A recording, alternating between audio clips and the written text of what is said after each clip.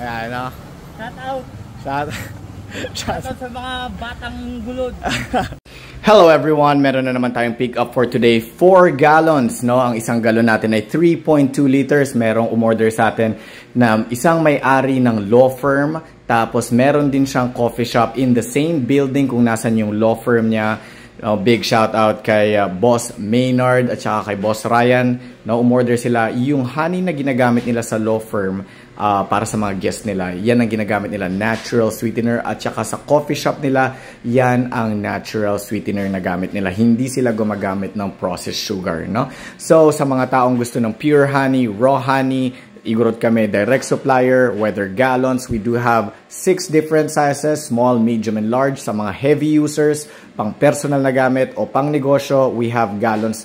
Actually, yan ang pinakamura sa lahat, yung gallons. Kaya mabenta ang gallons. Ang 1 gallon natin ay 3.2 liters. If you are a business owner, gusto mo ng supplier, rekta, igurot kami direct supplier of pure honey from Cordillera region.